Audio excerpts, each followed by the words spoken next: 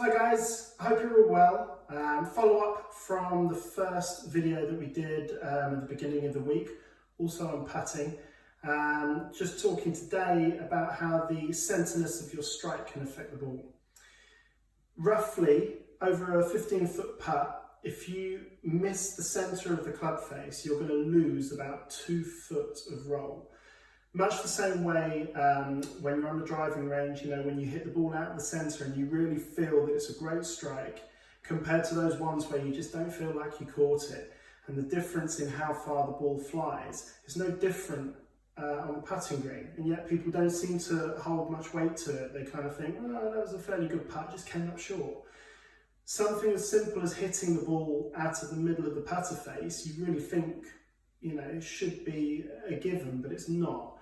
So how do you know if you're hitting the ball out in the middle? There's a couple of drills that I've got for you today. One involving some athlete's foot spray. I can assure you that I've bought it solely for this drill, nothing wrong with my feet. The second one is to do with putting something down on the mat or in your living room, wherever you are, just to the toe end of the putter, just to the heel end of the putter, trying to get you to sort of move the putter backwards and forwards through the middle of it. So firstly, athlete's foot spray, some that I have just had a shot here. Putter, spray, onto the face. Got to make sure it's a powdered spray, not a liquid spray. And what you'll find is that the putter looks white. I've used my old putter, which has got a black face, just to highlight it. And just going to make a stroke.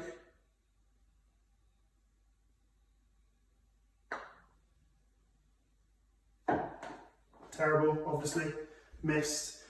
But here, that's the important bit. That's what you want to see. A strike that comes right out of the middle of the putter. Now, as I said, anything coming out of the toe, out of the heel, potentially you're going to lose about 2 foot of distance. Now, that can be the difference, obviously, between holding the putt and not holding the putt. It could also be the difference between lagging it up to what you would feel comfortable with, rather than leaving yourself that sort of 4, maybe 5 footer for your par, or potentially higher.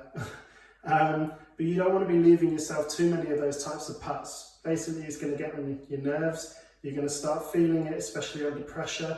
You're going to hold a few, and then your brain starts ticking over saying, well, you know, I'm going to miss one at some point.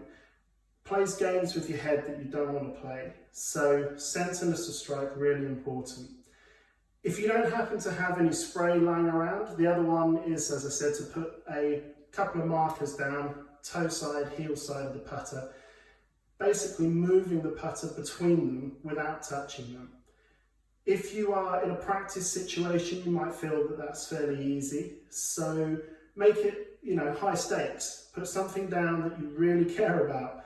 In my situation today, I'm going to go for a coffee pod, something that I cannot get through the day without. As I said in the last video, I've got 2 young kids and a bottle of beer.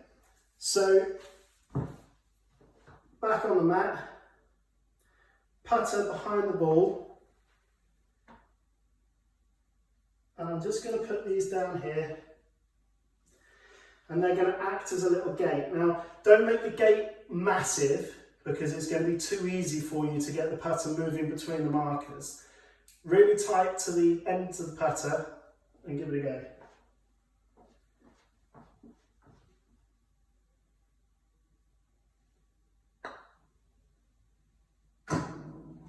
There you go.